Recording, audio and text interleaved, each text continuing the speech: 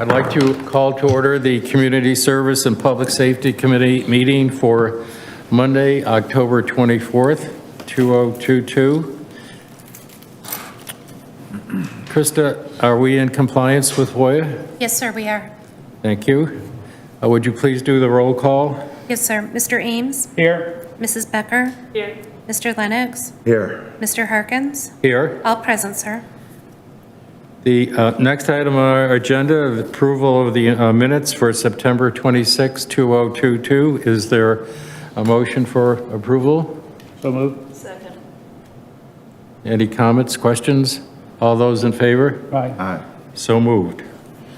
Krista, do we have any citizens that wish to come forward? No, sir, we did not have any citizens sign up for today. Okay. And we can move on to new business, which is consideration of a proposed ordinance updating the local comprehensive beach management plan. Good morning, Jeff. Good morning, Chairman Harkins. Hello, Jeff Buckaloo. I'm town engineer and here before you today to present updates to our local comprehensive beach management plan. Jeff, as you begin this, from a historical perspective, the plan that we'll be discussing today was originally approved when? The latest approval was 2017. And what we're seeing today, does that represent any substantive changes? Minor changes. We've had a few new ordinances. We look at metrics, we look at beach profiles, parking spaces, et cetera, but nothing really substantive. Right. So I would respectfully suggest then that you highlight the changes and then, of course, answer any questions we have here from the dais. Okay. Thank you. Okay. I also have with me two fellows from Olson and Associates. That is our coastal engineering firm. They've been managing, designing, overseeing beach projects for over 30 years here on Hilton Head Island. And they are going to provide an overview of the beach program.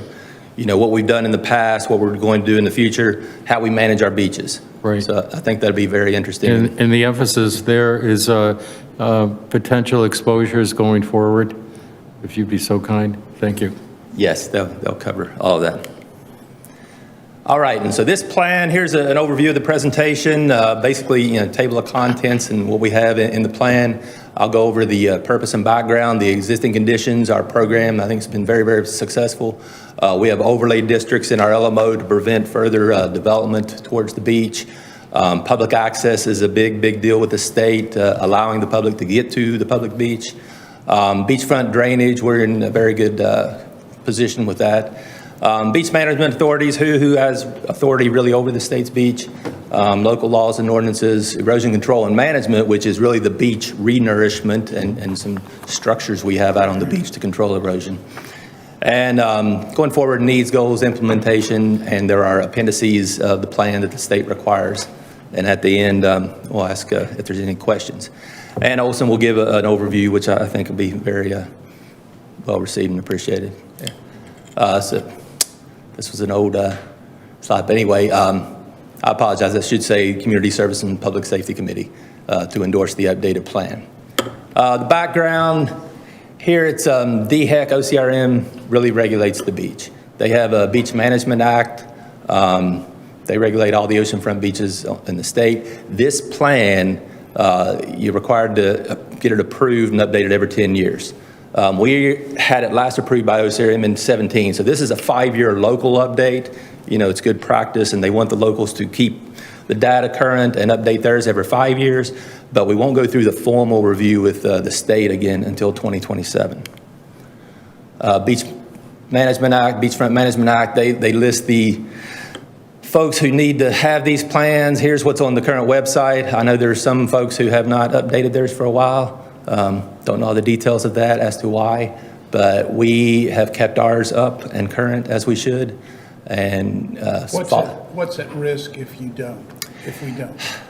Well, I think the main risk is if you were ever to seek funding, if the town was ever to go seek funding and we did not have a current beach management plan, I think that is a key to unlock funding. I don't know that there's been any punitive, any damages or any penalties sought against municipalities and local governments that don't keep their plan updated.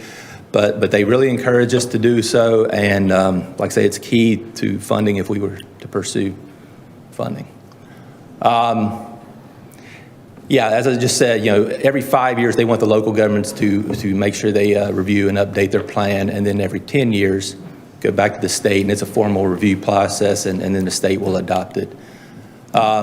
History of our plans, first done in '92, and although those are not 5-year intervals, if things happen, things change along the way, and whether we wanted to update our plan or the state said you need to update your plan. But those were the last dates of having the plan updated. So it was last done in 17. That was an official approved by the state plan. And here we are in 22 with our 5-year local update. Existing conditions of the beach, the Olson engineers will go over this, but in very, very good stead. Looking over the last 32 years of how much more sand is in the system than there was. I think that's something to be very proud of, and it's all because of our beach renourishment program.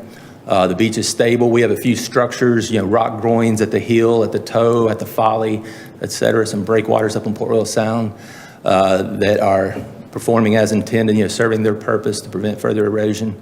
Every year we do surveying and monitoring with Olson and their sub-consultants. We fly, we do aerial photography, and then we do surveys of the beach to see where sand is accreting, where erosion is happening. And so we keep those records, and that's very important to have it as we go forward and monitor the changes and are able to design the next projects. But also, if we were to get hit by a hurricane and we were to seek federal monies, they would want to know what was the condition before the hurricane. And so we have real relative recent data on hand at all times.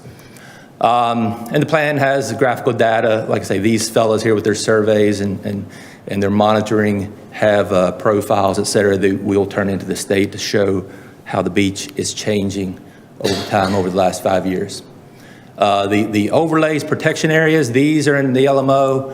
And the basic intent is to prevent development forward towards the beach. You want to hold people where they're at. So these are good policies to have in there. The state appreciates that. At the local level, we are controlling, development encroaching further towards the beach. So you can't build buildings, but, people can build pools and boardwalks, et cetera. And we go out and look at that stuff when it's getting permitted. Public access. This is a really big deal with the state. We've got the beach parks up there. And as a public beach, of course, they want to make sure that we as the local government allow and, provide access to the beach. Our benchmark, our goal is 1,400 public parking spaces serving the beach. We're over that by a few numbers. We've got 1,412, I believe. So we're in a good position there. Jeff, what's the formula for arriving at? They want to look at number? these. They have different classifications of beach parks by the number of spaces and how many are served. If there's 10 spaces, it's this classification. If there's 25, if it's 100, and then proximity to the beach. And so all of these, Outer Lane has, I don't know if it's 20-some spaces, close enough proximity to the beach to be considered public beach parking.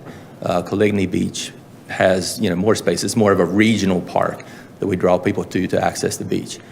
And so they have criteria at DHEC that specifies the kind of based on the size of the park, number of spaces, and you have to be within a certain proximity of the beach. The reason I raised that, I just wonder if that's I'm sure it is a legitimate governor, if you will, on volume coming to Hilton Head from afar.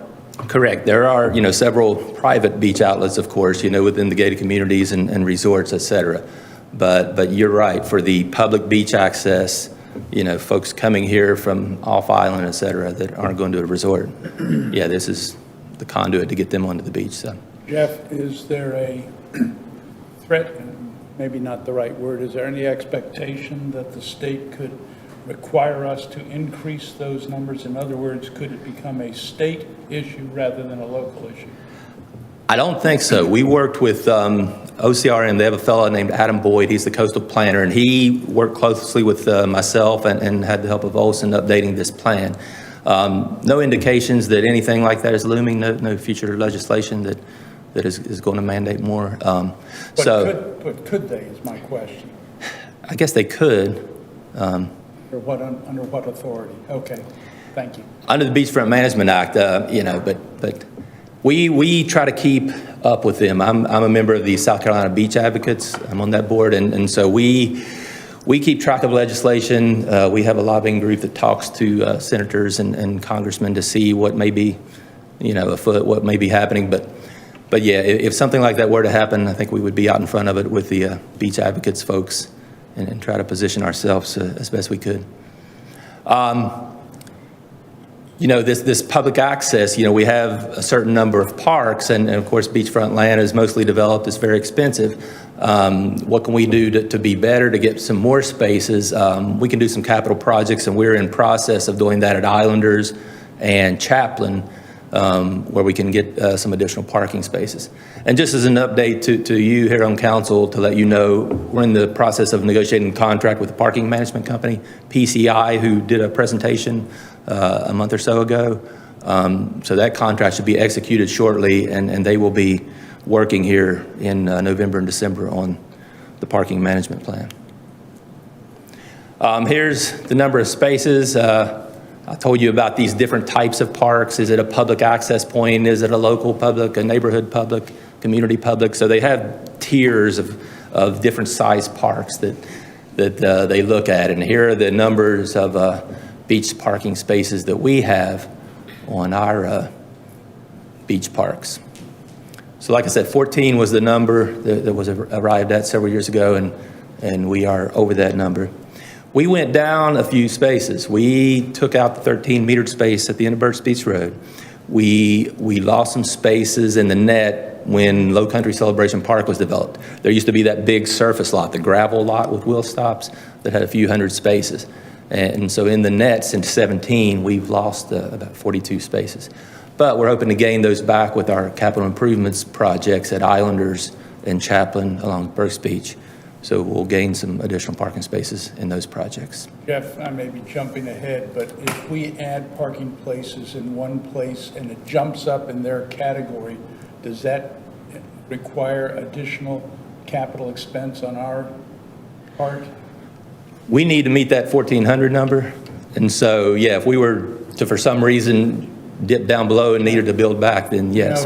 If we're in a neighborhood public access park at this point and somehow we doubled the number of spaces and it became a community public access park, does that require the town to do something? No. That's how they categorize their parks. And part of it goes back to, remember the Islanders Beach Park and the 25 spaces? They said, and I think, I forget which one of those it was now. It might be the neighborhood public access. But those 25 spaces, it was under that park category. To get this funding, to get that $1 million for sand on the beach, you need to provide public access within this proximity. So it was 1,000 feet from the project, and the number was 25. So whatever park category that was, I think it was neighborhood public access park perhaps. But anyhow, that's how that number was derived. When DHEC said, you want the $1 million, I need 25 spaces within X feet of your project. And so we put 25 meters in Islanders. One of the things they ask about beachfront drainage, for a lot of communities, it's a big issue, right? I'm sure you've either been or seen Myrtle Beach with these stormwater outfalls right on the beach. A lot of folks have that problem. We are very fortunate. You can see the map there with the little yellow arrows. These are drainage outfalls from watershed. So the colored areas there are different watersheds, drainage basins, and the arrows indicate where they flow out. We've got the Folly, which is a natural condition there. And there are some development lands, Folly Field neighborhood, beach and tennis, et cetera, flow out of that. But primarily you can see where when the island was developed and plumbed, we took everything back to the creeks mostly, and we don't have drainage inputs out on the Atlantic beach. So that's really, really a good thing. Other communities are fighting that. They have to monitor regularly. And DHEC monitors our beach as well, but they have a lot of beach closures due to rainfall events and pollution coming out from the stormwater outputs. Not a lot of, none really at all, any drainage issues per se, from the dunes back to development. I think very, very good condition there, and it's well managed. So no problems there, and like I say, DHEC kind of applauds what we've done and where we stand in that regard. For the authorities that manage the beach, OCRM, of course, under the Beachfront Management Act. State and federal permitting agencies, we are working with Olson right now to embark on the design, of the next project, the 2025 renourishment project. And so there's a host of permitting agencies, Corps of Engineers, U.S. Fish and Wildlife, state DNR, state OCRM, et cetera. And those agencies all have authority and permitting obligations on the beach. And then here at the local level, of course, we have the LMO and the town code.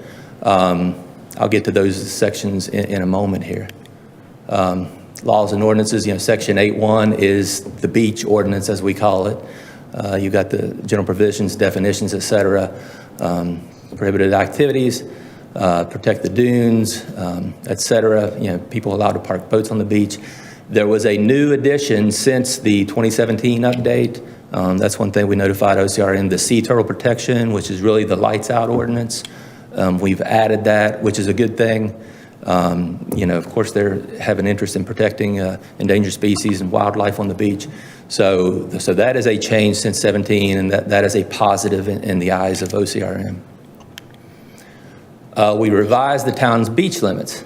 You remember this came before council and was approved back in the spring, February of last year, I think. So February of this year, I'm sorry. But anyway, you can see there, 4.1 miles added. The red line was added to our beach limits. OCRM still regulates the Atlantic beachfront. But the gold line is what it had been for years, and then we added the red line up Port Royal Sound to encompass Pine Island Beach up to Park Creek. And so that's part of what they're looking at in their renourishment, to manage that beachfront along that red line as well up to the end. Erosion control and management, this is the beach itself, the physical beach, how we manage and maintain it. What is DHEC looking at? They say, what do you do? We have a devoted funding source, which is really a great thing to have, but we have a renourishment program, going back to 30 plus years. That they'll get into the history of that and how it evolved and developed and why it's such a great thing. But we also do monitoring. As I said, we do surveys and photography twice a year in the spring and fall. We have strategic structures, the rock groins I mentioned, at the folly, at the toe, at the groin. Near island sand sources, that's a big deal. These fellas tell me there are places in Florida you have to go pretty far to get sand, and of course that drives up the price. We're fortunate we have 4 shoal areas at the end of Calabogie and Port Royal Sound as they spit out into the ocean. And so those sand deposit sediments are where we want to choose our sand. We have to go through a whole permitting process to see the wildlife, are there any archaeological, historic things within those shoals, et cetera. So lengthy permitting process, and they've done corings to look at the grain size, et cetera, which is best, which is closest, which will be cheapest, but which is permissible with these federal agencies. And so that's something they'll speak about as well. Control advancement of seaward development, those overlay districts I spoke of, that helps in that measure. And we protect our dunes. We also have in the ordinance to protect our dunes. Benefits of a managed program, which you can all expect, the recreational beach. Why so many people come here, very proud of our beach. The chamber promotes it, and we're real proud of that. That's one of the big products, I guess, of all this work. Storm protections, buffering against, events. We'll speak a little bit about sea level rise when they're doing their presentation. Environmental habitat for the endangered species, the turtles, the birds. We have piping plover and red knot habitat on some of our beaches, and both of those are endangered species. And the public assistance from FEMA. By having this managed program and having the monitoring data kept current, if Ian would have hit and had catastrophic losses of sand on the beach, we would immediately have gone out and surveyed and started a project worksheet with FEMA as soon as it was a declared disaster to say we lost X yards of sand, we need it back.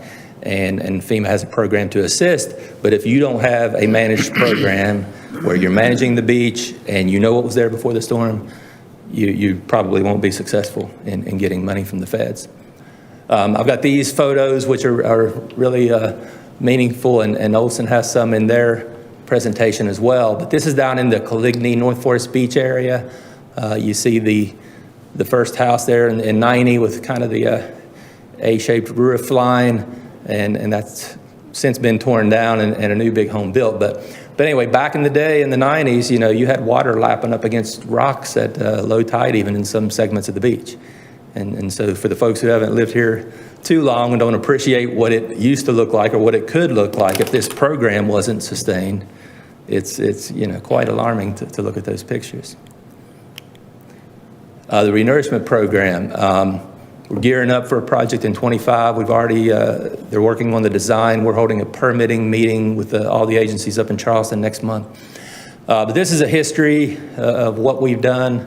Got dollar values on there back in the report. Nelson has them as well. But this is really what we do to maintain the beach. I mean, this is the program. This is the meat of why we have such beautiful wide beaches. And the plan has appendices in there. You know, I've excerpted from our town code the beach management overlays. We have an inventory of all the beach structures. Folks went up and down the coastline looking at pools and boardwalks and all that. We need to report that to DHEC. Updated the parking public access inventory table. They want done. You know, prior studies, these folks have been doing analysis and designs and studies for several years. We have those in an appendix. Our laws and ordinance and the jurisdictions. Jeff, on the structures, have all of those been permitted or are there exceptions? No. Violations? All of the rock structures have been permitted with state and federal agencies. Pools Oh. and patios and so on.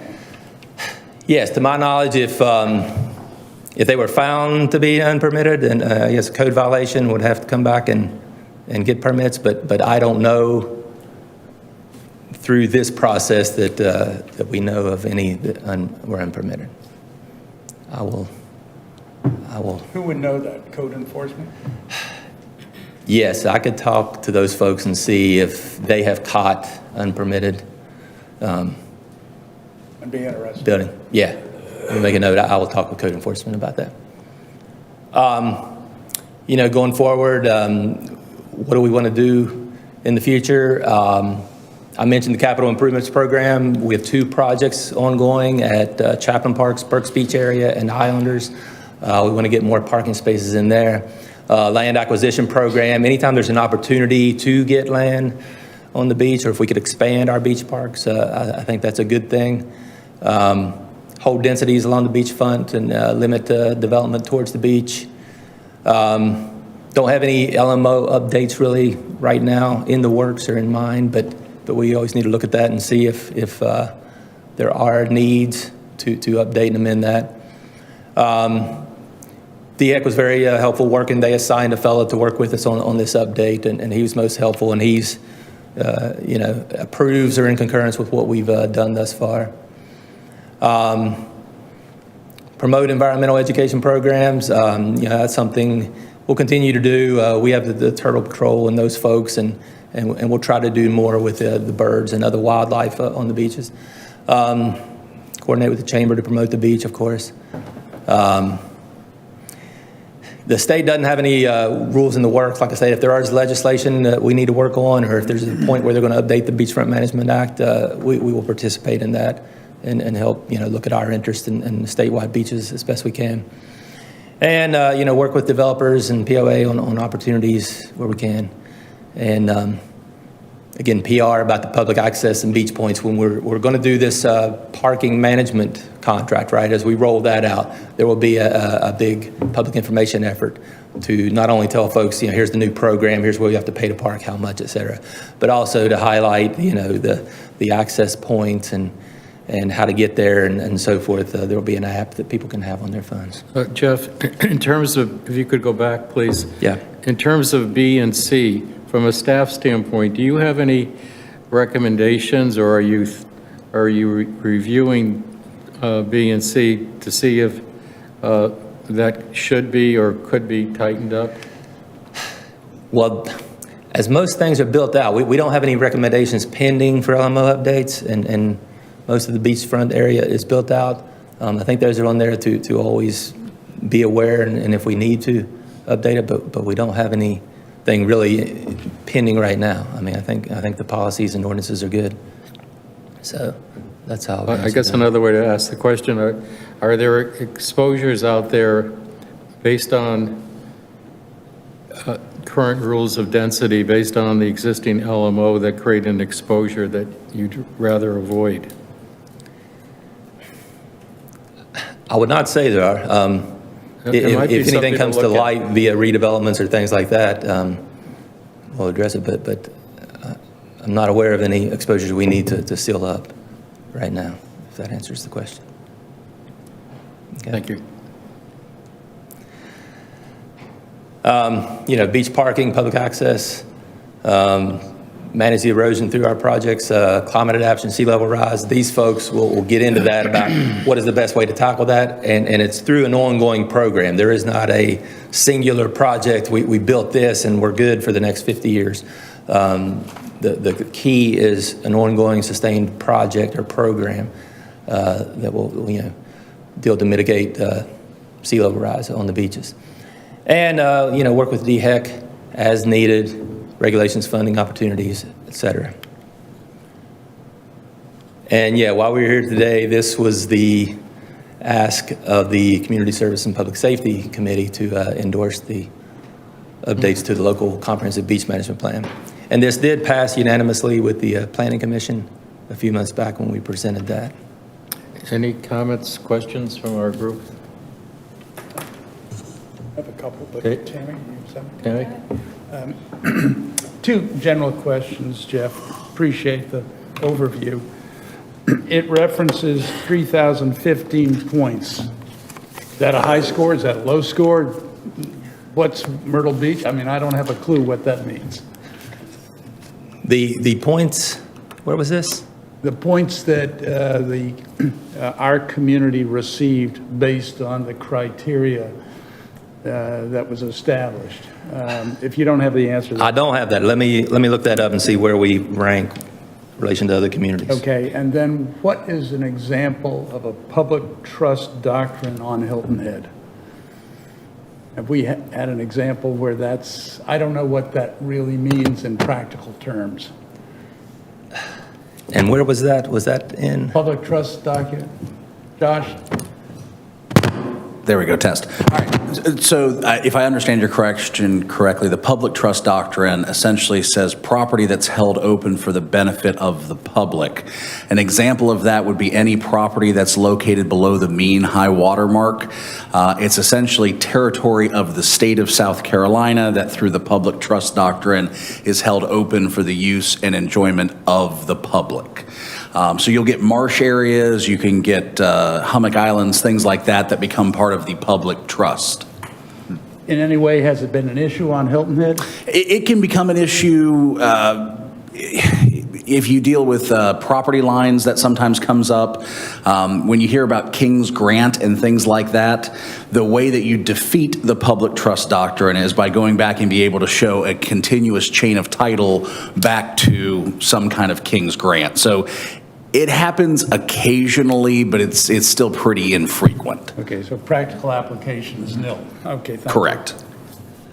If I could tag on to that,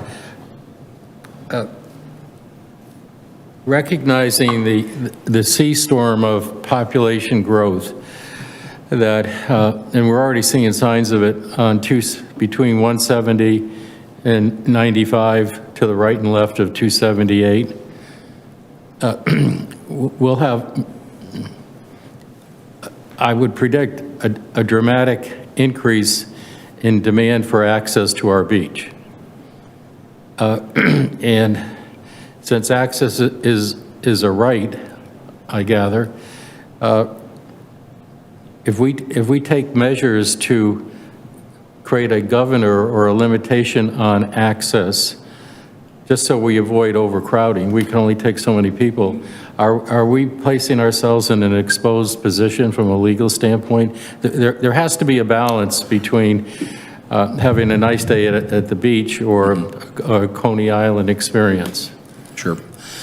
So because the beach itself is owned by the state under the public trust doctrine that we just discussed, if you can legally get to the beach, you're entitled to be there regardless of the number of people that are there.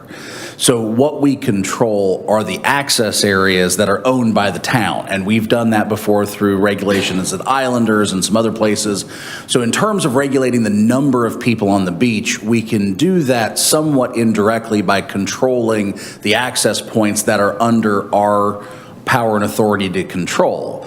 But if somebody can otherwise legally get to the beach, there's really going to be no way that we can, with somebody there with a clicker and say, all right, we've reached 1,300, you've got to stop, and we're going to put up the velvet rope, and that next person has to wait until somebody leaves. That's, given that the beach itself is open and owned by the state, there's going to be no way to do that. And I can tell you, there's been some recent litigation about that, particularly in the area of Isle of Palms and Sullivan's Island, where communities outside of those areas have actually sued those jurisdictions to ensure that there is meaningful access to the public beaches. I can just foresee, when you pull into an airport and you go into the parking garage and it says level 5 filled, level 4 filled, I can see something like that on the new bridge someday. Well, Mr. Harkins, to that point, the agreement that we have with PCI and our parking contractor, the technology that we're going to look at installing, will be able to give a real-time count of available parking spaces at most, if not all, of our beach park areas. And so while there won't be a sign that's out on the roadway that says that, there will be the ability for somebody to pull that up and see real-time what parking is available at the town beach parks. Great. Thank you. Tom? Good job, Jeff. As a result of the success you're having in managing the beach, the mean high tide line is moving out. Has there been any issues on residents pertaining to the movement of that high tide line? No, I mean, the state used to have a policy of retreat, and they changed that a while back to say preservation. We're here to preserve the beach. I know we've had an issue with one of the major resorts on the island looking to develop a non-permanent, just uses out towards the land. But all in all, I don't think, we haven't had from other developers. Good. Good. Yeah. I think most people appreciate what it is and how valuable it is, and have not. And you mentioned an increase in sand volume on our beaches of 13.5 million cubic yards. Is that a function of annexing the sound beaches of 4 miles, or is that accretive? That was physical sand, new sand. It was not through annexation. No, that's sand that has been placed back into the system. So given that increase in volume, and given our anticipated renourishment in 2025, and any storms in between, you would assume that that's going to continue to increase. Is FEMA in line with that increase vis-a-vis replacing the sand that we have added to the existing beach? Yes, as our projects are permitted by all of the agencies required to do so, once we get a permitted project and they've accepted that as our beach, this is the beach, we'll continue good. to monitor it, and if we lose, So that's a new yards of sand- baseline. Yeah, That's a, Yes. the managed beach I have a profile. slide, I Yeah. think, that will address your very question. okay. That's So our beach is growing, and FEMA is acknowledging that and establishing a new baseline such that if we have a storm, we can rebuild to the increased baseline. To the pre-storm conditions. I might need them on the mic or whatever. Okay. That's a great It's question. growing only because of the efforts that you all put into it. It is normally still, left to its own devices, it would be an erosional beach. But because of the efforts of the town, going back to the 80s, that plus 13.5 is the actual beach that you see there. And you have to periodically maintain it to keep it looking that way. So it's not like it's going to grow to 15.5 and then 17.5 and then 20, unless you choose to put out that much more material, which you don't really need to do right now. But the 13 and a half is basically protected. That's infrastructure that you have. That's protective infrastructure. I mean, it's a lot of sand, but you have a lot of miles of beach too. Yeah. Yeah. I'm not in the right position to speak. Well, that's good news. Yes, sir. Very good. And FEMA would look at the pre-storm conditions. So we had a managed beach, and say if these renourishment projects happen every 8 to 10 years, if we were on the tail end, hey, we're getting ready to renourish in 2 years, we know we have lost sand in some areas. We would look at that, but the losses due to the storm event, if we could track and prove the actual quantities of sand lost, they would pay to put that back. So if we have a storm between now and the renourishment in 25, the funding sources would be a combination of the beach renourishment reserve that we're building plus FEMA? Correct. Yeah, if a storm hit tomorrow and we lost 1 million yards, we would say, look, we're going to do a project in 2 to 3 years. Let us add that volume of sand to that project. And if we make the applications right and have the documentation to prove what sand was lost, FEMA would fund that portion to recoup that. That's the process. Yeah. Mr. Chairman, that's the most important thing to come out of this meeting. Yeah, great question. Thank Yeah. you. And so whether, it's called a managed beach or an engineered beach, that we have this, we're not just leaving it to nature. That's what FEMA wants to know, and that's what they applaud, and that's where they'll invest their money into a community who has a program to do Good that. job. Yeah. But Jeff, following up on that, when was that 13 and a half established? And if we wanted to add sand in 25, would that become our new normal? Well, we're wanting to maintain it. We may go a bit beyond it. The baseline started when we started the renourishment program, I should say. So back when you saw the rock revetment. In effect, that was zero. Yeah, if you said that was the baseline. Since we started the program, how much sand have we put or built into the system now? And so, yeah, that was the baseline. And as Al said, if we had done nothing, it would have eroded. It would have gone negative. But if you take that as a baseline, here's when there was no program. We've started a program. We've put this much sand in the system, built this beach out, and we want to sustain that But now. did we add 13 and a half day one? No, I mean, Okay, it was, cumulative, but we built up something now that we want to maintain is kind of the answer. Let me ask a question. I'm not sure it's a sensible question, but if we have a catastrophic storm and we have a beach renourishment tab, let's say 50 million, to bring it back to what it was, and we have in our beach reserve account 20 million. So do we go after FEMA for 50, or is it discounted by what's in our fund? I don't know if they care what's in our fund. Typically, the public assistance program is a 75-25 match. So the federal government will provide 75% of the, approved losses, whatever the damages were. And the local community would have to provide the 25%. That's what that reserve would Yeah. fund the, Right. And so, our Okay. beach preservation fee is a fenced All right. account devoted Because to. therefore, sand. we're not self-penalizing ourselves by creating that reserve. and it's not a windfall either. No. It's not, okay, thank you. Tammy? So I just want to return back to the parking a little bit. So we're in your report, you're talking about increasing parking spaces available, and we currently exceed the number required. Will those parking spaces, if they were to become reality, would they be reserved for, or could they be reserved for residents, or will we be in a position like we were at Islanders Park with those 25? If anything we add, are they limited to public spaces, or can we restrict them in any way to just residents?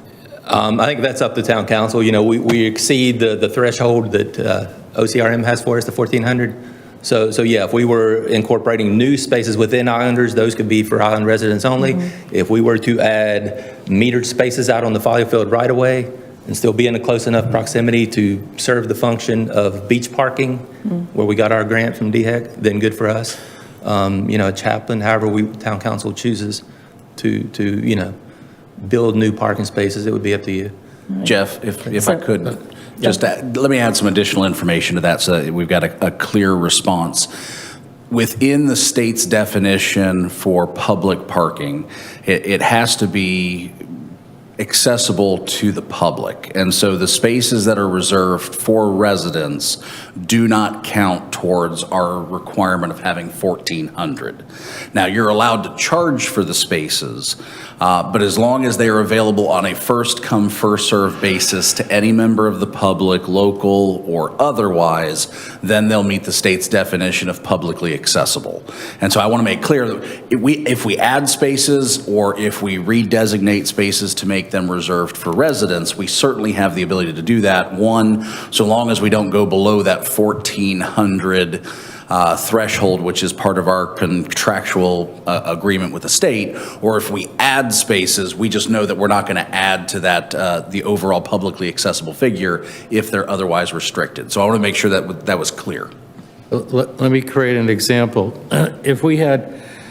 If we were required to have 1,400 spaces available for the public, and we had a sum total of 1,900 spaces, the 500 spaces in excess of the 1,400, we could restrict any which way we'd like.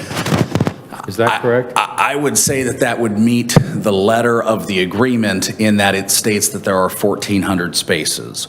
Would I be surprised if the state came to us during our next, update of the plan and say, you should have more than 1,400 spaces? Because if you think back historically, originally, and Jeff, I don't know if you know the original number, 1,400 was not the number that we were supposed to have. It was supposed to be somewhere north of 2,000 publicly accessible spaces. But ultimately, the town determined that we're just not going to be able to build enough spaces to meet that number, so we renegotiated back down to 1,400. So I think if the state had any kind of influence in the process, they would want that number to be bigger rather than smaller. So the answer to your question is yes, as long as we're meeting 1,400, we are in compliance with the agreement. Just, I think we have to be cognizant of the fact that the state will likely push us, if we have the ability to have more public spaces, to keep them open to the public. And So just, by creating more spaces, we're creating more exposure for greater public use. so that being my point, I think that as this is reviewed and thought of in the future, we don't want to harm ourselves and our brand in the paradise that we live in by continuing to pave it over. And so if we're satisfied with the 1412, the initiative within your narrative of increasing spaces may not be the wisest thing we're looking forward Exactly. to. I So think- I would be far more conservative and think of residents first and how this island moves into the future with retaining its past. An important point for the next council to wrestle with. Okay.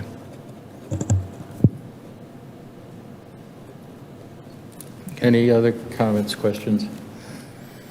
Jeff, thank you. Are you turning it over to engineering? Yes, council? sir. What's the best way? Can Chris bring theirs up? If, just for the record, if you could indicate who your company is and what you do and Absolutely. sort of your client base.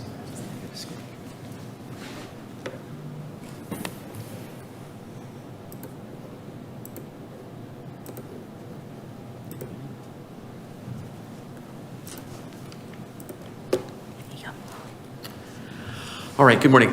My name is Al Browder. I'm one of the vice presidents and principals at Olson Associates. We're a coastal engineering firm in Jacksonville, Florida. We've been working with the town of Hilton Head for several decades, dating back to the 80s. Eric may say actually dating back to the 70s, I don't recall. Normally, you'd have Chris Creed, one of our other principals, my business partner here. He was out of the country and couldn't make it. He passes along his hellos. Today, we have Zach Bedell. He's one of the main engineers working on your project on a day-to-day basis. Jeff had gone through and given a pretty good overview of some of the items that I'm going to talk about today, so I can focus on some of the exposure issues you asked about and give you a little bit of a history of how we got where we are and why we're doing what we're doing. And also, if you could talk about best practice you're a large firm, you have many clients. Are people doing things better than we are, and could we learn from it? Doing better than you got? No. I'll try to work that in Okay. where it's All right. appropriate. There are a few really similar examples to the program that you have here that we have implemented in other areas. And the first one that comes to mind is Amelia Island. The South Amelia Island area, Amelia Island Plantation. It's a much smaller project. It's about 3 miles of shoreline, but the management practice is very much the same. It's predicated on beach nourishment as being the main reason, the main restoration technique and maintenance technique. It does have some structural improvements where erosion rates have been so high that you can't keep putting sand out there every year. It just becomes a real hassle and it's very expensive. So a lot of them are done much the same way. You know, beach nourishment is sort of an aesthetically pleasing, soft solution to coastal erosion. But again, there are areas where you just can't keep up with it or don't want to afford to keep up with it. So structural intervention is the way to go. And we'll touch on a few of those. Jeff mentioned a few before. But as far as other people doing it better than you folks do, I have to be sort of unbiased. I would say you guys in Amelia are right there doing the kind of things the same way. And it's just been decades of success. And I'll talk a little bit about your question about how much sand you have, what's exposed, what's at stake when a big storm comes by. I'll get into that in a couple of slides here, but if you have anything, obviously just jump in and ask. So, first off, this slide is intended to sort of represent what happens on the island. What are the forces that you're trying to hold back or you're trying to deal with here on Hilton Head Island? It's a transgressive barrier island, which is a very technical way of saying it's an erosional shoreline. Sea level is slowly rising. The beaches erode over time. Depending on where you are along the island shoreline, you may be experiencing, or the island is experiencing different forces. Along the ocean front proper in red here, it's primarily wave attack from the Atlantic Ocean. Sand moves both ways at different times of the year, but in the net, on average, you have a pattern of wave climate along your beach that causes more erosion in some areas, stability in others, minor erosion in others. And these arrows here are generally meant to describe the big picture of which way sand tends to move in an erosional process. Unfortunately, that's why you're here fighting this issue, is because it is an erosional beach. As you get closer to the inlets, Port Royal Sound and Calabogie Sound, the tidal currents have an effect of stripping sand or moving sand to and fro along the shoreline. Usually it never works in your benefit. It usually works against you because, again, it's a rising sea level and the tides take sand away and deposit them in the deeper areas of the channels and out on the shoals. So we'll hit these areas one at a time in different ways as we go through this presentation. I think these slides ought to be shown in every beach presentation you have from now to the rest of time, because this is the most important thing to keep in mind. It is an erosional beach, and before you folks started all the efforts you've put in the last several decades, this is what it looked like. At high tide, there were many, many, many areas along Hilton Head that didn't have any recreational beach at all, and even areas at low tide that did not have any dry recreational beach on it. This is sort of the conditions here at North Forest Beach in 1990s. You'll see the same photo that Jeff showed earlier. Some other areas of the island up towards the Folly. The Folly was and is a particularly difficult area of the beach to maintain, simply because of the way waves work along the beach. You have a divergent area of transport that carries sand away from the Folly and Singleton Beach area, carries it south, carries it up towards the heel, but nothing carries sand towards the Folly, and that's why the Folly stays open part of the time. But this is what it looked like, back in 95. And you can see the Folly is a big drainage area, as Jeff mentioned, and it has to escape to the beach at some point during a rainy season cycles. So you have to try to live with where the water wants to run back out to the Atlantic here. And you can see how they were dealing with it back in the early 90s here. It was very difficult. Lots of structures of all sorts of designs and types. I'm not sure that one in the lower left is exactly an engineered structure. doesn't particularly look like one. But that's what you deal with when you have a beach that is done, different areas of the island are affected in different ways. Moving around the corner here to Port Royal Sound, some of the conditions that are here in the mid-90s. Again, more tidal currents affecting the shoreline here. Does get some wave action, but a lot of rock revetments, a lot of really wet high tide beach, sometimes cases of even wet at low tide.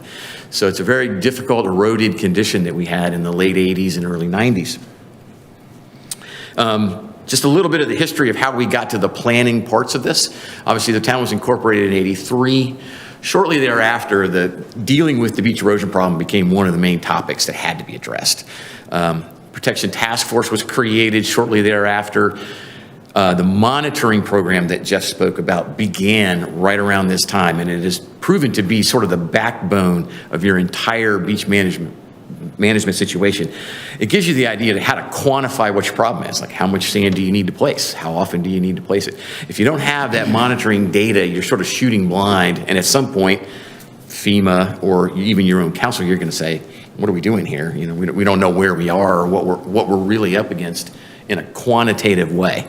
That then led right into the first major feasibility study that was conducted and finished in '87 to determine, okay, what's the best path forward here? We have this giant elephant, we can only eat it one bite at a time. How do we do that? What's the best plan? And at the same time, it was pretty obvious early on that what you wanted to do was put the beach back. You'd like to have a beach out there. So you're going to need sand to do it. So the first big regional sand search was done in '88. All of that feasibility analysis and sediment deficit work led to some main conclusions. We highlighted in the map where the erosional areas were, where the stable areas were. Obviously, you got some areas that have chronic sediment deficits. The northern 2/3 of the shoreline, unfortunately, fall into this category. They're the areas that needed the attention the most, starting back in the late 80s, early 90s. You have a real need, obviously, to protect upland infrastructure. You don't want houses to be impacted.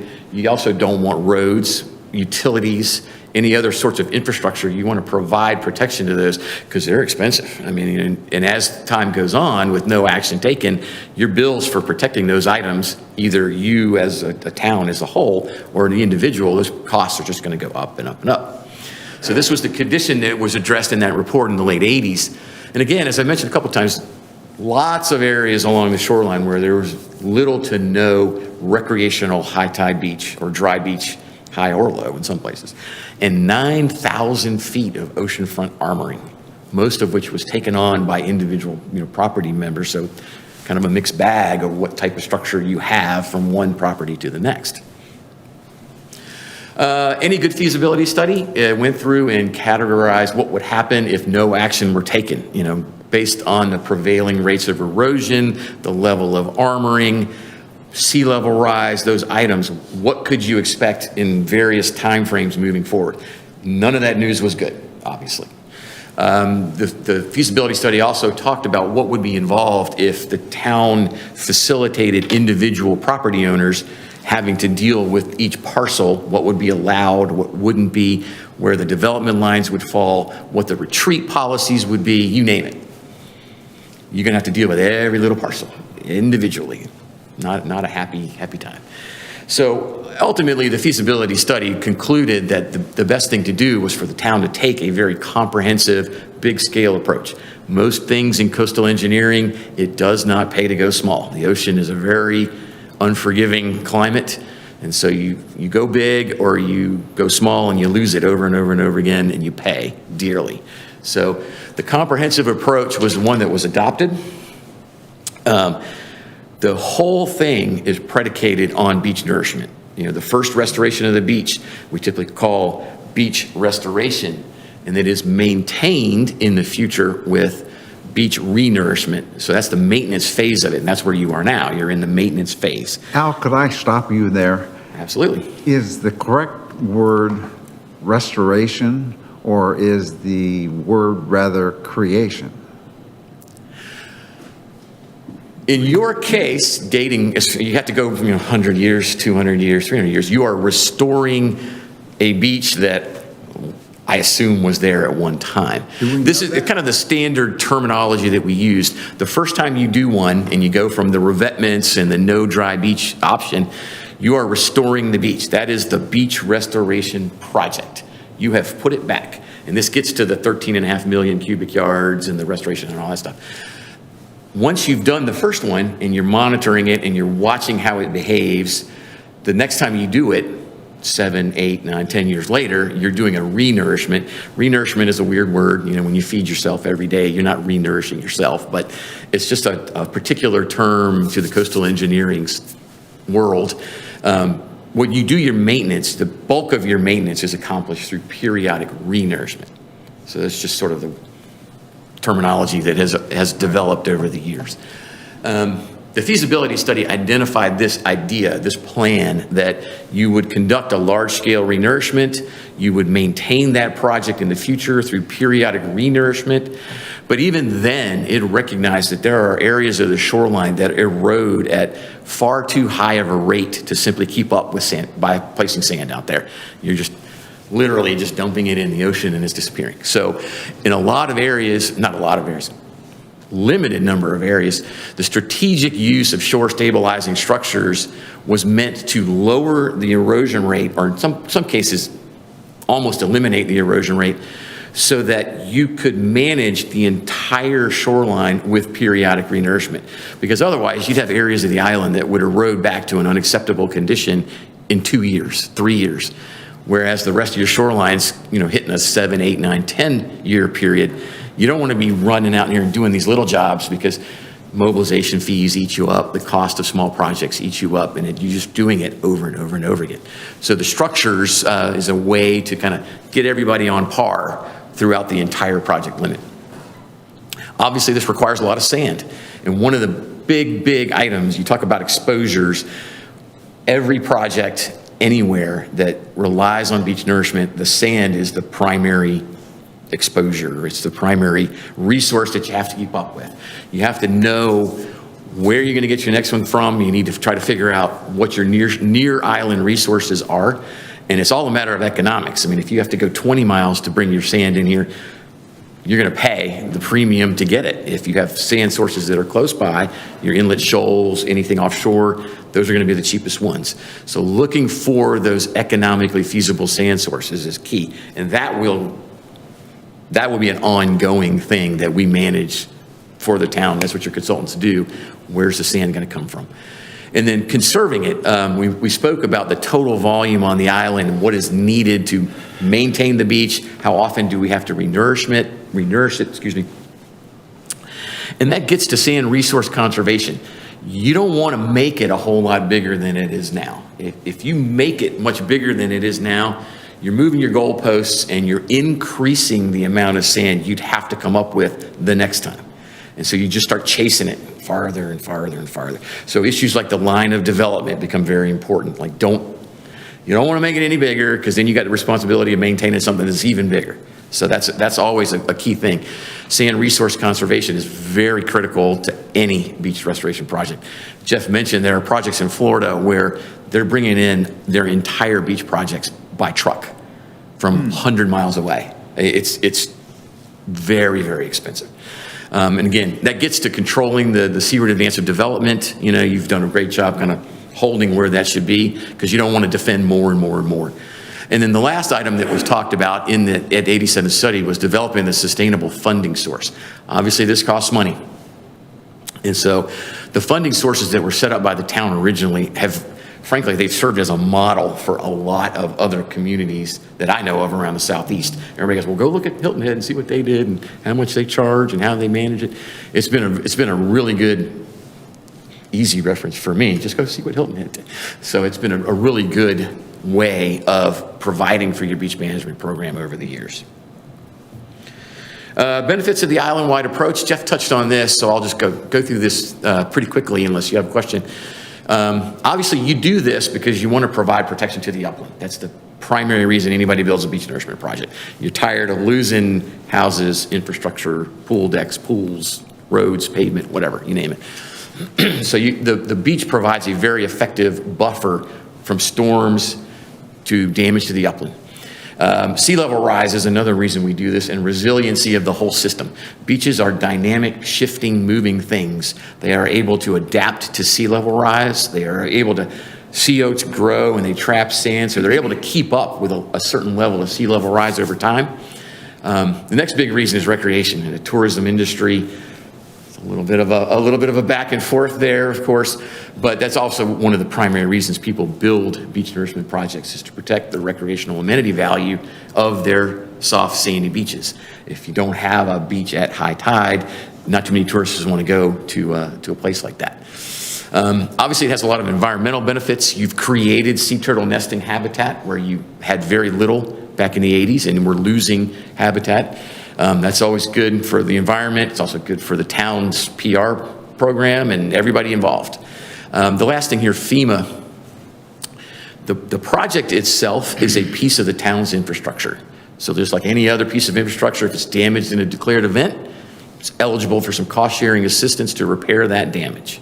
I have another slide. I'll touch again on the FEMA part, but it's been a real key element to what has happened here on Hilton Head. Storm damages from Matthew and Irma and Joaquin, they've been covered.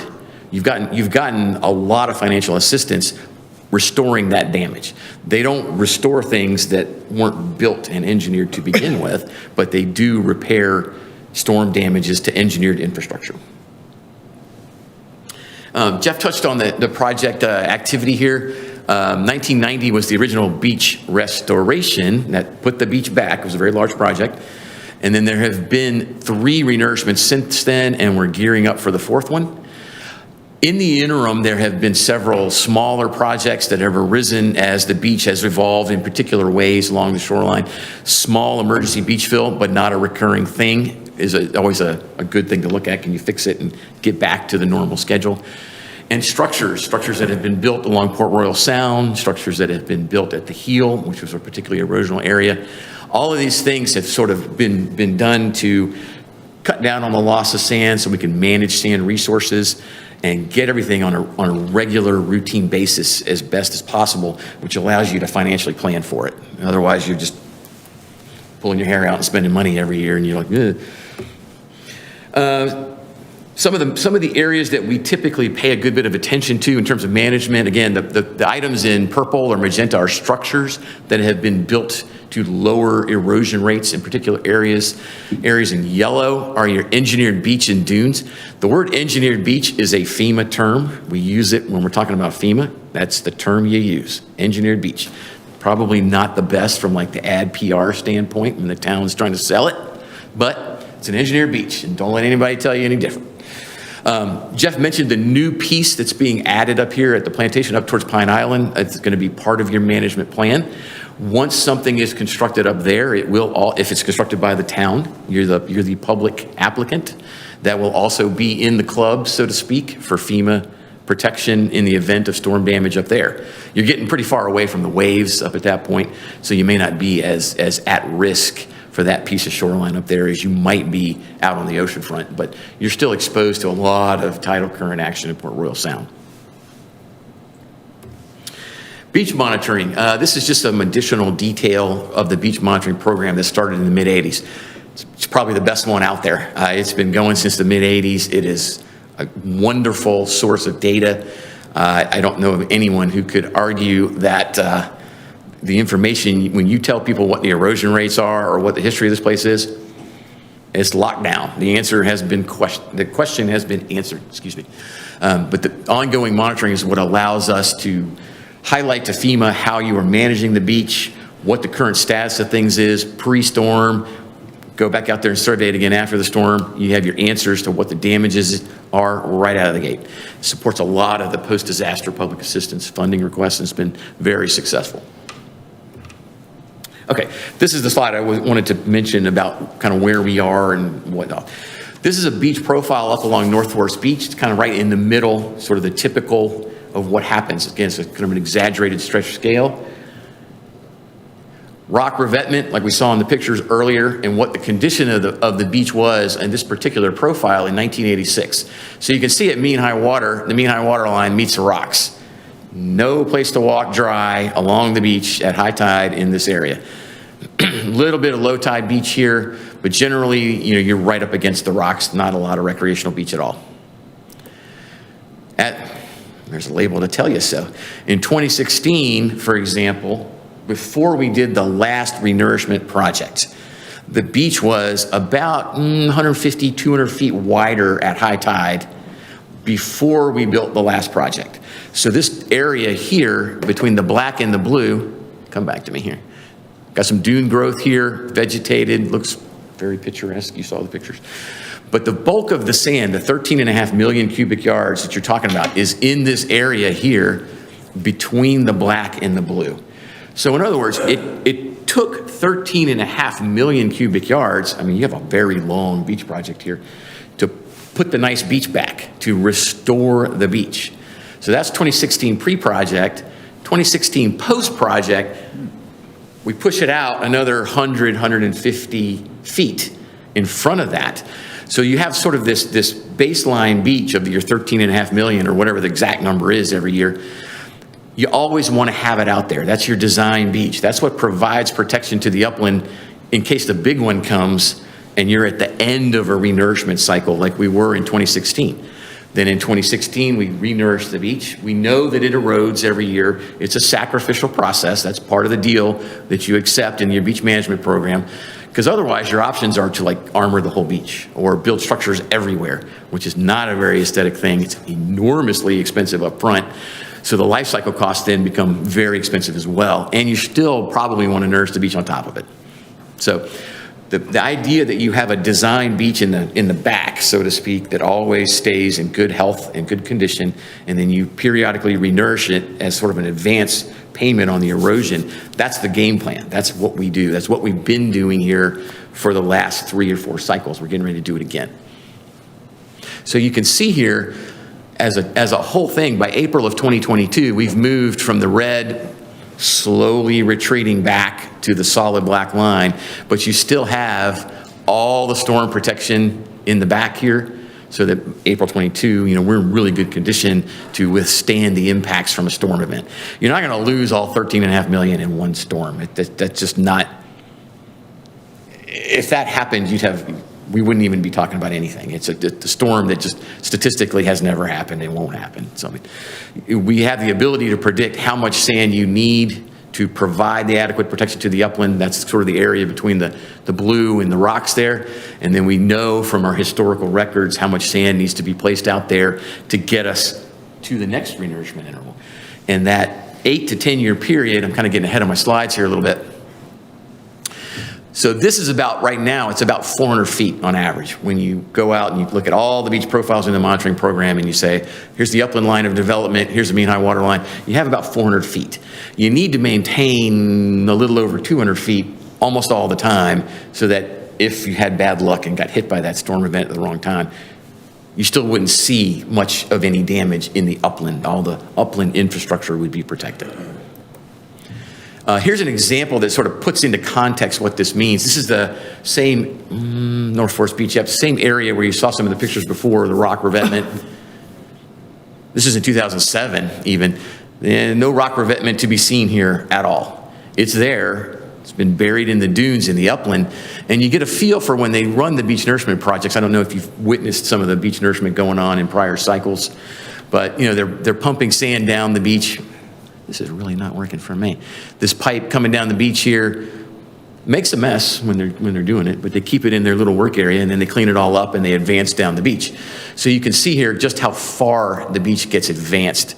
This is the 1990 shoreline, pre-1990 shoreline location. So up under that red line is where the rock revetments and all the stabilization was. No dry beach. Now you have this nice protective buffer and recreational space out in front. There's some pictures of the pre, so you get an idea of how much the improvement has meant in this particular area and in all areas that have been restored along the Hilton Head shoreline. Is that rock revetment that's buried providing any assistance? Actively today, no. It is the ultimate insurance policy. It is parked back there. It would probably take multiple storms to get back to it. Like if you got hit, heaven forbid, over and over and over again. Like there occasionally we have seasons where it's particularly bad. It would take a lot to expose that thing. But if it were to be exposed, it would continue to function as an excellent backstop to the loss of the upland infrastructure. And really what it's doing is preventing deflation. Like if you own an oceanfront property, it keeps your yard from dropping out and into the water, or your pool deck, or your parking area, or whatever. So it's not active, so it's not actively providing protection today, but it's still back there, still in the event things go really haywire, it's still there. All right, I want you to study this really carefully. I'm going to ask you some questions about this at the end. This is a summary of all of our monitoring data over several years. You can sort of see the time here, the 2006 to 2022. This is how we keep track of, we use the monitoring data to keep track of shorelines and volumes, what's happening where. I'm not going to get into much more of this. I was kidding about the quiz. But the thing I want to draw your eye to here are the red and green bars, because you'll see areas in red and you'll see areas in green. This is a pretty stable area. South Forest Beach heading down into Sea Pines. Historically, it's been a very stable area. We typically don't have to nourish here, but there are portions of Sea Pines down into South Beach that are always hot. We always have to address those in some way. Again, the northern 2/3 of the shoreline, same story that we talk about. That always has to be addressed. Areas up here heading north of the Folly are typically stable, and then we get issues around the heel. And depending on what those conditions are, the next time we go to renourishment, these will be the areas we focus on as to whether we do something or not. This is one of the ways we don't want to go out there and just paste sand everywhere, because you're just wasting it and spending a lot of money.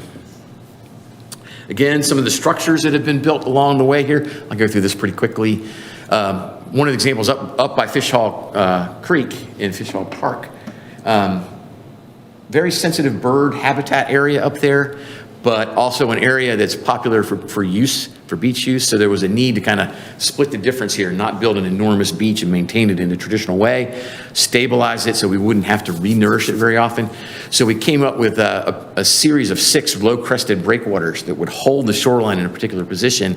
The breakwaters themselves provide a form of habitat, but they also protect kind of a marshy area up there. It's very popular with shorebirds. So this is just an example of some of the structural innovations that have been done to try to hold the erosion and keep the environmental balance in check. Another project that was built in '97 along the Port Royal shoreline, very erosional area, being affected by a marginal tidal channel that had meandered up against the beach. It's a pretty common thing that happens in a lot of inlets. So the idea was to move that marginal channel, get things away from the shoreline, move them back out towards the main channel going through Port Royal Sound. Tidal inlets will draw water in from all directions, and usually when that happens, they create their own little side channels. And they usually never seem to happen in a very convenient place. So periodically, this was just one that was causing so much erosion that we needed to step in and intervene, cut the channel in a new location, took the sand that was dredged out of that process, put it on the beach directly to restore the Port Royal shoreline here. So it's kind of a win-win in that regard. Took the tidal pressure off of the shoreline. A couple of other structure projects, the terminal groin at the Folly. Again, we talked about the Folly. It's a drainage area. It has to break out to the ocean periodically, but it's like this giant meandering thing that was beginning to impact structures, and the erosion rate was so high that we couldn't really keep up with the beach adjacent to the outlet. So we stabilized one side of it, now participating in the beach nourishment program, solved the problem there, and greatly lowers the overall erosion rate in that spot. Fish Hall breakwaters we talked about previously. There's a little shot of them. You can see that they've sort of grown and collected their own little marshy seagrass habitat around that area. The Land's End terminal groin is another example down at the south end. That structure had degraded and was actually just bleeding sand to the north and up into the channel. Then the biggest one probably is at the heel. That structure that was built in 2012 solved a couple of problems both on the Port Royal shoreline and the Atlantic facing shoreline to lower the erosion rates in that area. It's been very successful in keeping the rates down and keeping them on track with the rest of the island. Recent activities, I think Jeff touched on most of these. The beach management line, we talked about that in your upcoming renewal of the beach management plan.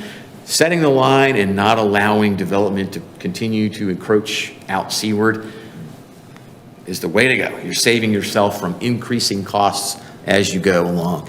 A lot of efforts to support the remapping that was done for the flood insurance rate maps on the island. These are just some of the other activities that we've participated in over the years with the town. Documenting the scope of your engineered beach and your structures. These, again, are infrastructure that are eligible for cost sharing from FEMA in the event they're damaged. And we've unfortunately have suffered some damage over the years.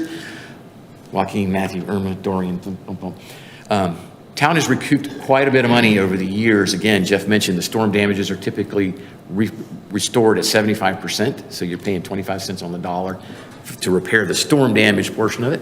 The special studies we've talked about along the way here. I'll talk very briefly about sand resources. As I mentioned, one of your continuing exposures is always having available sand resources. That's a very important thing to keep up with. These are just some of the main areas very close to shore that have been used in past projects to provide sand for beach nourishment. The first project was built for Joyner Shoals and Gaskin Banks. And now lately we've moved to Barrett Shoals off of Callaway Sound and Bay Point Shoals. Which, unfortunately, if you use them, they don't necessarily always regenerate. They may not fill back in with materials that you want to pump on the beach again.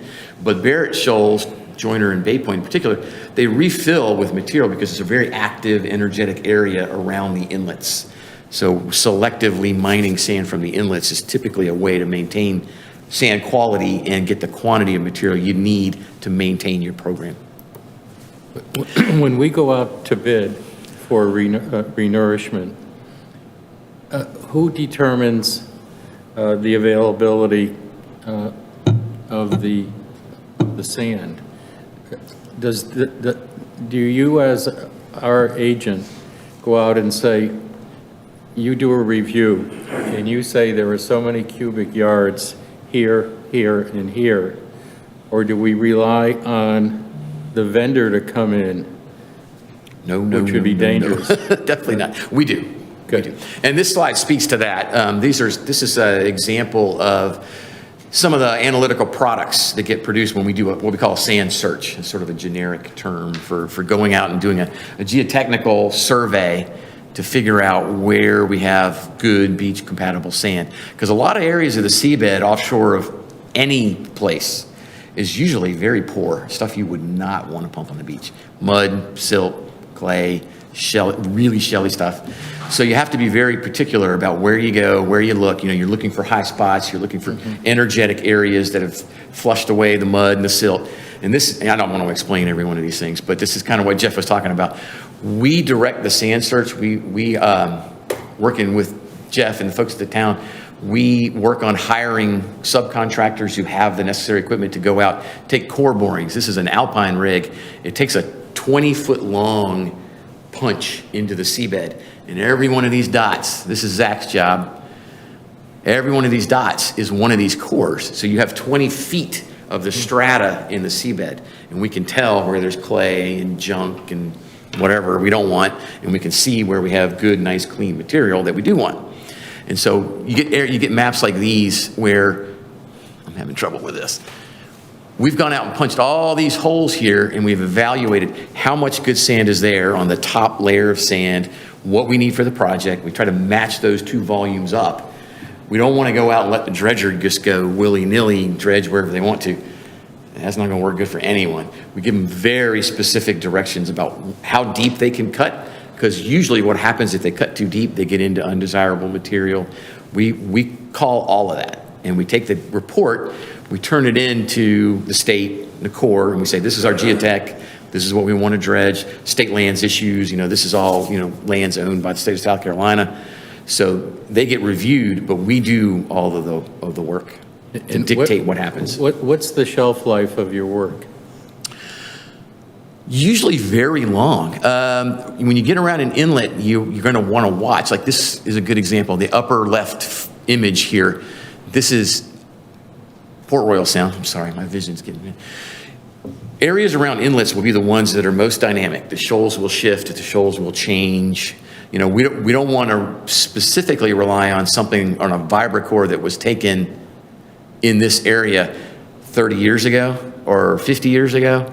But if it were out, say, on Gaskin Bank or maybe further offshore, core could be really old and still be completely relevant.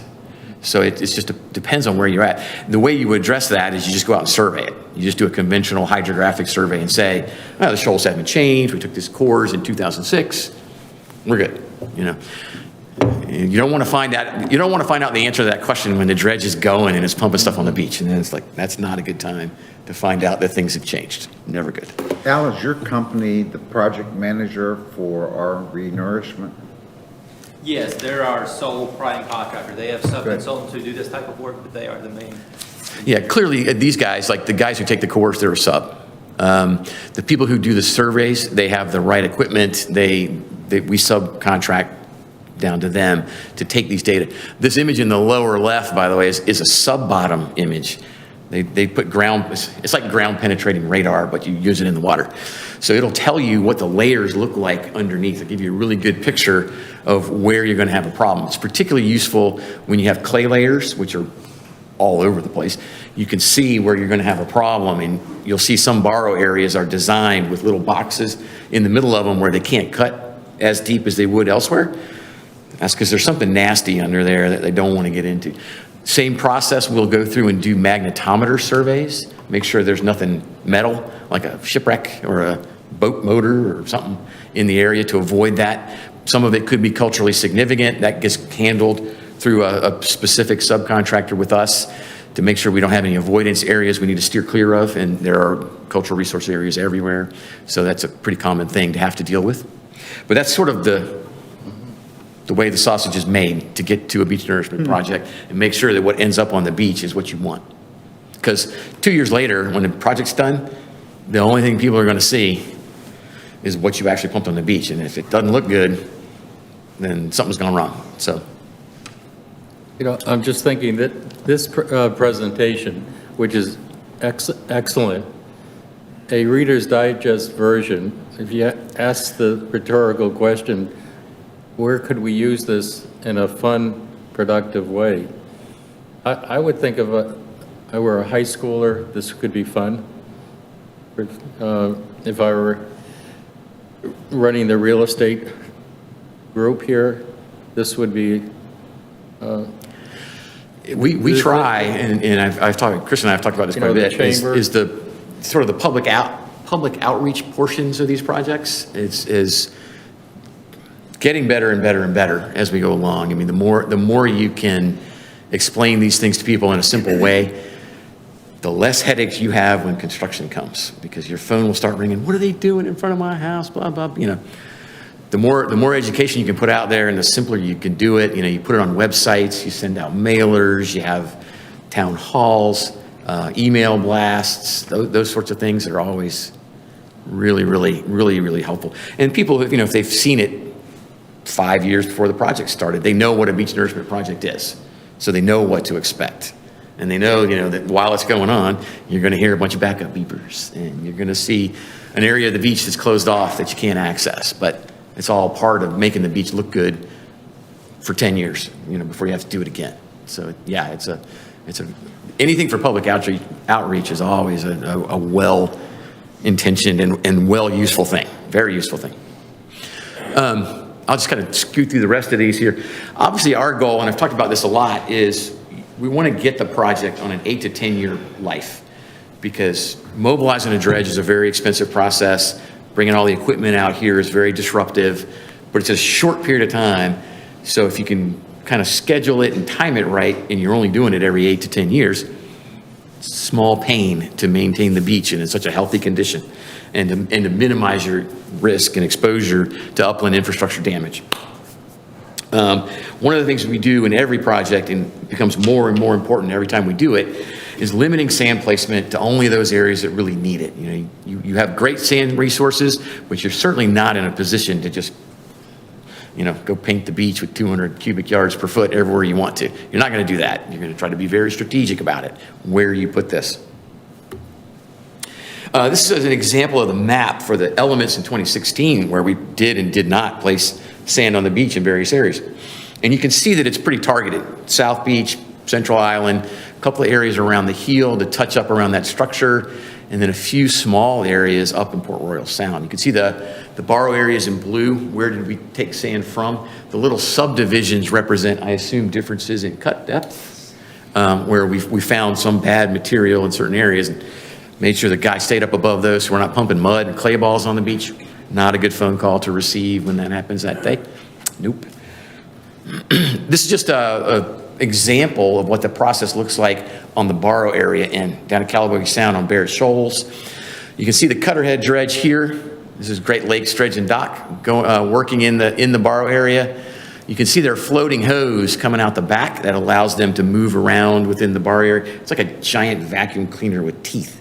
So it's just sucking up sand. It stays out there the entire project, pumping sand to the beach. And I think they had over some ridiculous number of miles of pipeline out to get to the central portion of the island to deliver the sand that was determined to be the best stuff to put on the beach here. So you get an idea of the scope of this. It's a lot of equipment. It's a big time operation to get one of these dredges out here. That's a 30-inch cutterhead pipeline dredge. And it's a big, big, big piece of equipment. Sort of the summary here, going all the way back to the late 80s in the first project in 1990, 13.5 million cubic yards. That works out to over 14 miles, about 180 cubic yards per foot of shoreline. Per foot, 180 cubic yards. A dump truck carries 15 cubic yards. So you can kind of see how many dump trucks of sand are on it's not everywhere, but this is the big average, the big picture average. And so we talked about that number. That is part of your infrastructure. So were there to be a really bad storm event that cut way back, beyond the 2016 project, back into the older projects, that would still be eligible for FEMA reimbursement. You have ample documentation that proves that this was an engineered beach. It was built that way. It would take one heck of a blow to kick it back that far. So I don't want to panic anybody here, but that's not going to happen.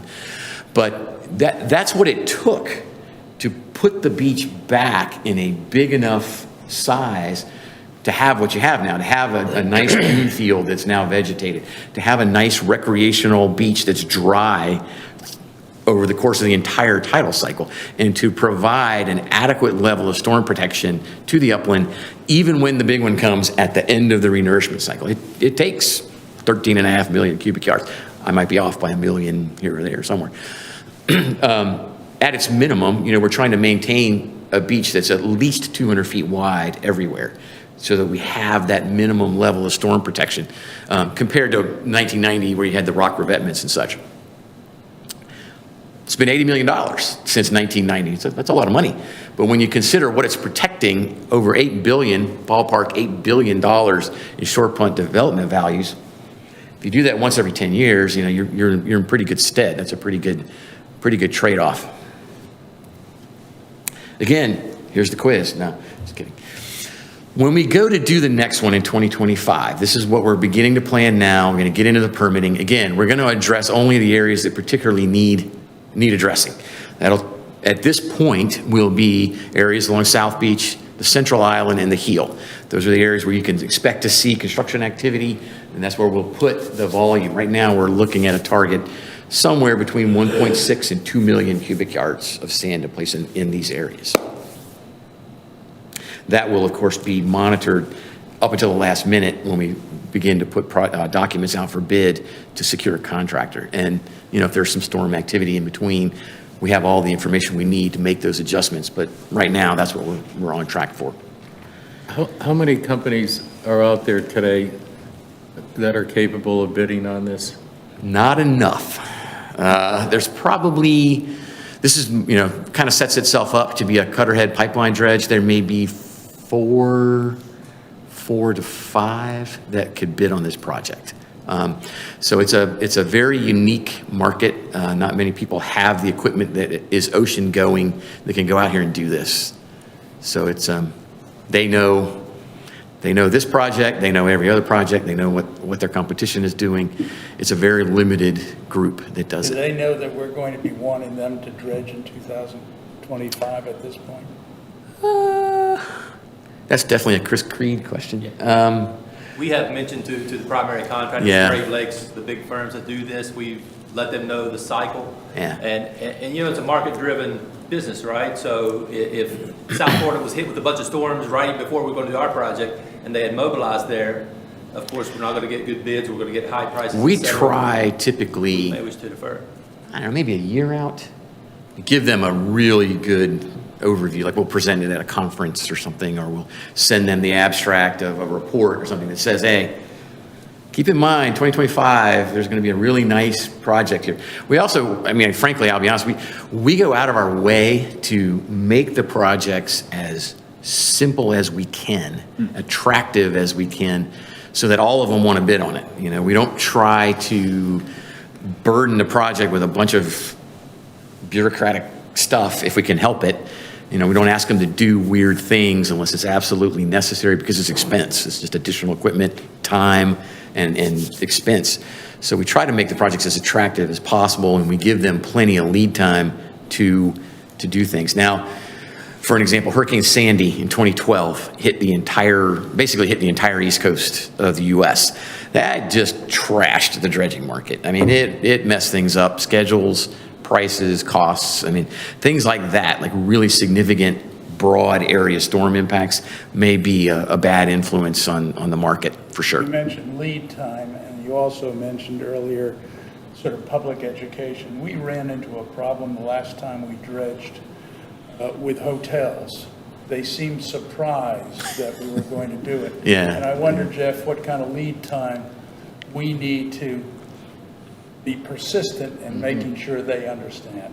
Yeah. Just a comment. At least You a know? year, yes, well noted. And one of the things, the last bullet here, we've talked about all these pretty thoroughly here today. The last thing is managing community expectations for construction years. One of the things to keep in mind is you do have some permit restrictions for shorebirds in particular that would prevent you from building in certain areas during certain times of the year. Like you want to have, if you have roosting shorebirds and there's a peak season for that, I think it's like October. Yeah, fall. I get confused with the different species and the different things. But you're going to have to avoid working in particular areas, and there's just no arguing with the U.S. Fish and Wildlife Service or whoever the permitting agency is. So like we did this in the last one, we had to kind of stage where we get to build what part of the beach. But we try to do it in such a way that, you know, avoids the peak of the tourist season, avoids the interruptions to the extent it's possible. But letting people know what's going on and why with adequate lead time is always, you know, very, very helpful. Very helpful. Maintaining a website, email blasts, whatever it takes, you know. The more you do, the more it really will pay off in terms of minimizing confusion and complaints when you're done. I'll stop talking now.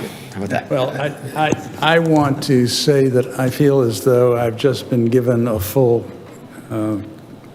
course in Coastal Zone Management 101, and I have 1,000 questions to ask you, and I'm fascinated by what you've put in front of us today. I won't ask the 1,000 questions, but I really appreciate the work that. It's our pleasure. and the We presentation. have always enjoyed working for the town. Any other comments from the dais? That's just really love that presentation. Members of the public, any comments? Alex, please.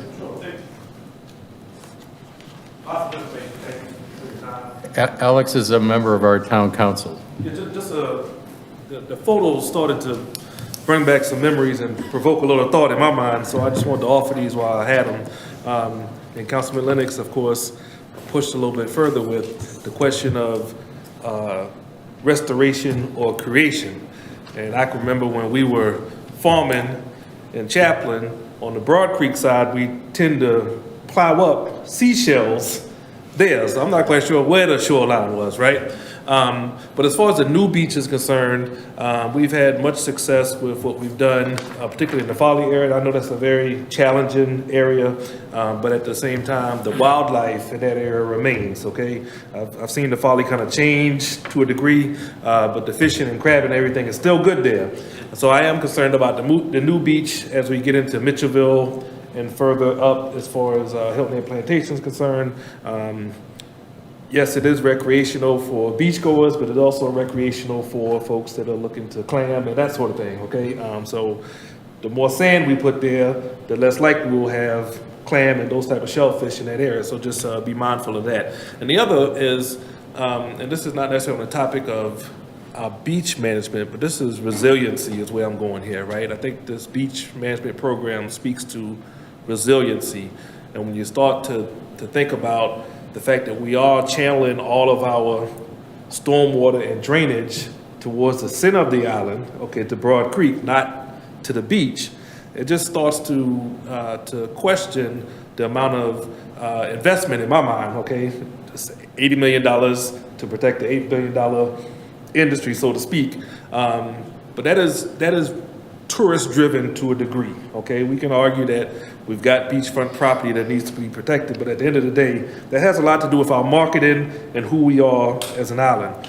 But the resiliency part, as far as the stormwater is concerned, in my mind, needs to have the same type of attention and advancement. And I'm not quite sure that we're taking that initiative by the horns like we should. So I just wanted to mention that to staff as we move forward with resiliency as a comparative to what we're doing with beach management. That makes sense? Yep. Thank you. Thank you, Mr. Chairman. Thank you. David? Yeah, Alex made me think of this example.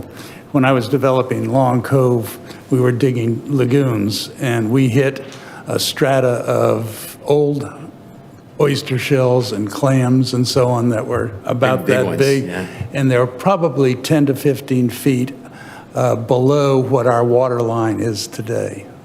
We were estimating that it was probably 15,000 years ago, but I don't know if that's accurate. Yeah, when we talk about beach restoration, I'm usually talking about 100, 200 years, not like thousands. So geologically speaking, yeah, there's been much different conditions at different times in the past. Jeff? Al, thank you very much. Thank you. Is there a motion from our group to submit this report to our colleagues on town council for approval? I'll make that motion, yes. Second. Any other further discussion? All those in favor? Aye. So moved. Thank you. Again, excellent presentation. Thank you. Glad to do it. Glad to come up anytime. Mr. Harkins, excuse me, may I approach the podium for a second? Mr. Ames is trying to beat me. I'm sorry? Can I approach the podium for just a second? Yes.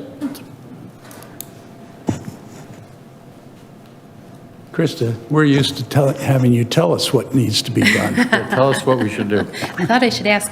I just wanted to similarly what we expressed during Mr. Lennox's last committee meeting. This is your last committee meeting with us as staff, and we really, really appreciate everything and your guidance and leadership that you've provided to all of us and to the community. And we're sad to see you go, but understand and wish you all the best in everything that you take on next. No, thank you very much. Here, here. Thank you. Motion for adjournment? So moved. We stand adjourned. Thank you.